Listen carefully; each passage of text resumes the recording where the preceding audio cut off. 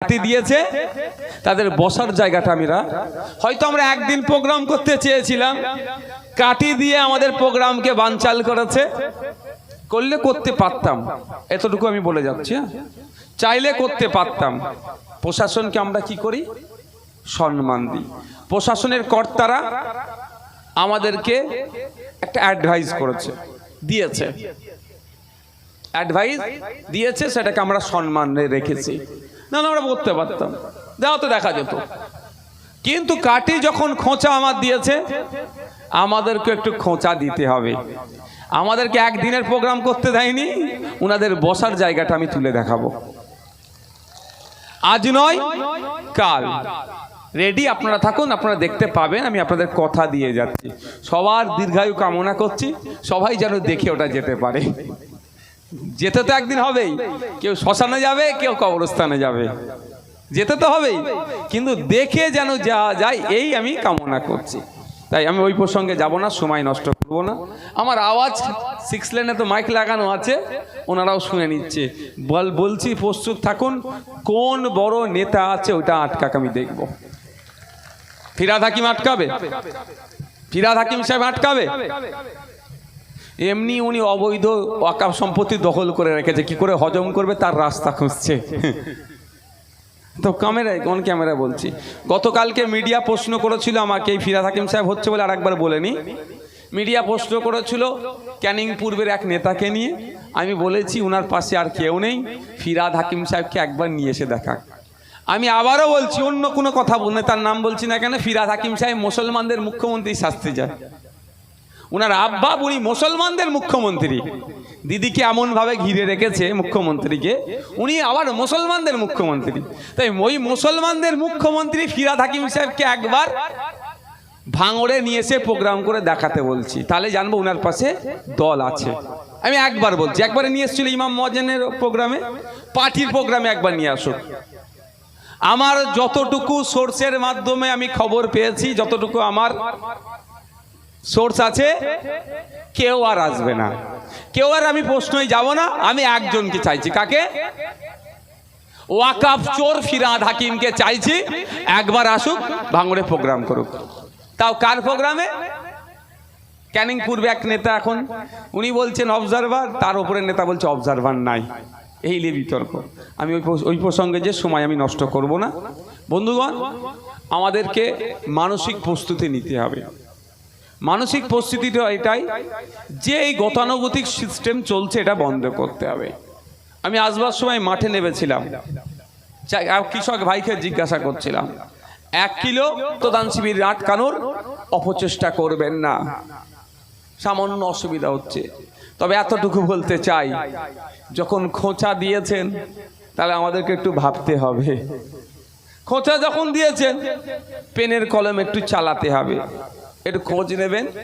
আমার একটু ব্যস্ততা আছে, সেই জন্য আমি পেনের কলমটা পুরোপুরি চালাতে পারিনি। পেপার রেডি হয়ে গেছে। হাতিশালা 6 লেনে ওয়েটল্যান্ড আছে, দখল হচ্ছে। এতদিন আমি রাজ্য সরকারকে চিঠি দিয়েছিলাম, কর্ণপাত করেনি। এবার কেন্দ্রীয় পরিবেশ মন্ত্রীকে আমি চিঠি দিতে শুরু করব। আমার মনে হয় না খুব একটা ইম্প্যাক্ট পড়বে, কারণ ফুলে ফুলে তলে তলে মিলে গেছে একেকার। দুটো চিঠি নিয়ে কি করব? কোর্টে যাব, 1 নম্বর কথা। দ্বিতীয় কথা, এখানে ওয়েটল্যান্ড আছে অনেক, ওয়েটল্যান্ড হিসাবে ঘোষণা করে দেওয়া হয়েছে কোনো ধরনের সার্ভে ছাড়াই। আমি আমার একটা টিম লাগিয়েছি, আলোচনা চলছে। আমরা আগামী দিনে এটা নিয়ে সোচ্চার হব যে সার্ভে করে ওয়েটল্যান্ড করা হোক। কারণ এখানে 40 বছর 50 বছর বসবাস করছি আমরা, দুকামরা ঘর ছিল, ওয়েটল্যান্ড করার জন্য সেটা এক্সটেন্ড করতে পারছি না। সামান্য একটা ইলেকট্রিকের মিটার নেব, সেটা সাধারণ মানুষকে করতে দেওয়া হচ্ছে না, ওয়েটল্যান্ডের অজুহাত দেখিয়ে। আবার এই ওয়েটল্যান্ডের উপরে প্রাসাদ সম বাড়ি হয়ে যাচ্ছে। এই বৈষম্য বন্ধ করার জন্য আমি একটা সার্ভে করছি কি চলছে। একটা টয়লেট করবে, পুরুষরা তো যেখানে সেখানে অনেক ক্ষেত্রে প্রাকৃতিক ডাকে সাড়া দিয়ে দেয়, কিন্তু মহিলাদের পক্ষে সেটা সম্ভব নয়। সেই টয়লেট করতে গেলেও প্রশাসনিক বাধা আসছে। এটা এইটা আমি মনে করি চরম অন্যায় হচ্ছে, এটার বৈষম্য, এই অন্যায়ের অবসান হওয়া দরকার আছে না নাই ভাই?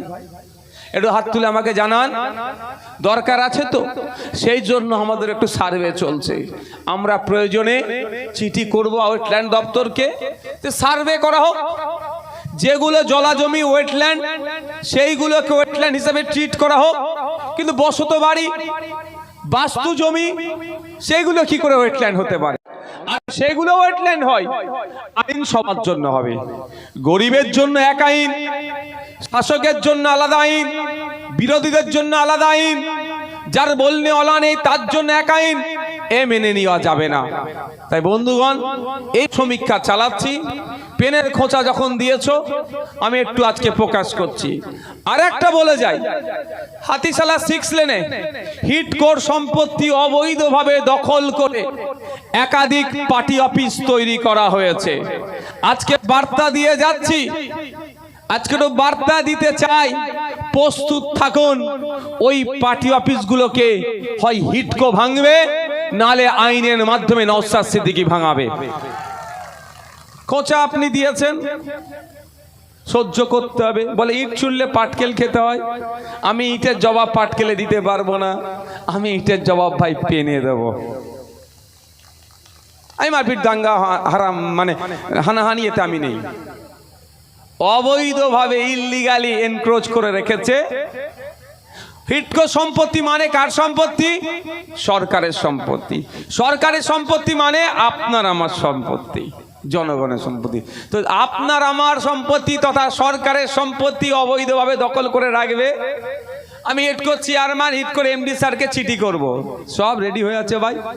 আমি এই প্রোগ্রামটা নিয়ে একটু ব্যস্ততা ছিলাম, আর এসআইআর নিয়ে একটু আছে বলে ছবি সমেত আমি দিতে পারছি না। আপনাদের জানিয়ে রাখি, এই ওয়েটল্যান্ডে অলরেডি একটা অর্ডার হয়ে গিয়েছে, অবৈধভাবে দখল করে রেখেছে একটা পার্টি অফিস, সেটা ভাঙার। বুঝতে পেরেছেন? অর্ডার হয়ে অলরেডি আছে, সেই অর্ডার কপিটা আর এটা অ্যাটাচমেন্ট করে আবার কোর্টে যাওয়া হবে, নিশ্চিন্তে থাকুন আপনারা। অপর দিকে যারা এখানে চলে আসতে পারেন, মহিলাদের বাম দিকে বসার জায়গা আছে, ব্যবস্থা করা হচ্ছে। যারা এখনো দুদুল্যমান আছেন, দত্ত দেব কি দেব না, তাদের আমি বলবো পৃথিবীর ইতিহাস দেখুন, 10টি ভয়ঙ্কর রোগের মধ্যে 2টি ভয়ঙ্কর রোগ হচ্ছে, একটা ক্যান্সার আর অপরটি হচ্ছে স্ট্রোক। মেডিকেল সায়েন্স বলছে কেউ যদি নিয়মিত রক্তদান করেন, 120 দিন ছাড়া, নিয়মিত বলতে পুরুষের ক্ষেত্রে 90 দিন, মহিলার ক্ষেত্রে 120 দিন, ওই জন্য আমি গড়ে 120 দিনই বলছি। 120 দিন ছাড়া যদি কেউ রক্ত দেয়, এই নিয়মিত রক্ত দিলে তার ক্যান্সার রোগের সম্ভাবনা কমে যায়। কেউ যদি 120 দিন ছাড়া রক্ত দেয়, এটা আমি আমার কথা বলছি না, মেডিকেল সায়েন্স বলছে আপনার স্ট্রোক হওয়ার সম্ভাবনা কমে যায়। একটু খোঁজ নিয়ে দেখুন, একটা সময় ছিল আমরাও খবর পেতাম বয়স্ক লোক স্ট্রোকে আক্রান্ত হয়েছে, কিন্তু আজকের দিনে দেখবেন বয়স্ক বাচ্চা বলে আর কিছু থাকছে না, ইয়াং ছেলে মেয়েরাও স্ট্রোকে আক্রান্ত হয়ে যাচ্ছে। আর স্ট্রোকে আক্রান্ত হয়ে যাওয়ার পরে যারা জীবিত থাকছে, সেই জীবিত থাকার মধ্যে প্রায় 80% কিন্তু আর কর্ম করার উপযুক্ত থাকছে না, অর্থাৎ শারীরিকভাবে আর সে সুস্থ থাকছে না, সে হয় বেড রেস্ট হয়ে যাচ্ছে বা কর্মক্ষমতা হারিয়ে ফেলছে। তাহলে এর থেকে পরিত্রাণ পাওয়ার জন্য মেডিকেল সায়েন্স অনেক গাইডলাইন দিয়েছে। তো গাইডলাইনের মধ্যে একটা গুরুত্বপূর্ণ গাইডলাইন, সেটা নিয়মিত আপনি রক্তদান যদি করেন, তাহলে এই রোগ থেকে আপনি বাঁচতে পারেন। তাহলে রক্তদান করলে আপনারা যারা ওখানে দাঁড়িয়ে আছেন, বসার জায়গা আছে, এখানে স্টেজে এসে বসার যারা আছে স্টেজে বসুন, না নিচে বসুন, জায়গা আছে। রক্তদান করলে যেমন সম্প্রীতির বার্তা যায়, ঐক্যের বার্তা যায়, সৌহার্দ্যের পরিবেশ তৈরি হয়। রক্তদান করলে যেমন মুমূর্ষ রোগীর প্রাণ বাঁচতে পারে, একইভাবে রক্তদান করলে আপনার স্বাস্থ্যও ভালো থাকবে। যারা ভাবছেন রক্তদান করে কি হবে, টেনশন নিচ্ছেন, আমি এতটুকুই বলতে চাই, আপনি আজকে রক্ত দেবেন, খুব বেশি হলে 18 থেকে 22 দিনের মধ্যে ওই পরিমাণ রক্ত আপনার শরীরে তৈরি হবে। নতুন রক্ত যত তৈরি হবে শরীরে, রোগ প্রতিরোধ ক্ষমতা বৃদ্ধি পাবে এবং রক্ত যত সার্কুলেট হবে, চলাচল করবে, আপনার স্বাস্থ্য তত ভালো থাকবে। তাই এখনো যারা ভাবছেন রক্ত দেবো কি দেব না, আমি তাদেরকে বলবো যে অত ভাবার সময় নাই। আপনার স্বাস্থ্যের কথা ভেবে, আপনার নিজের কথা ভেবে, আর পশ্চিম বাংলায় প্রত্যেক দিন 1800 থেকে 2000 ইউনিট রক্তের প্রয়োজন হয়।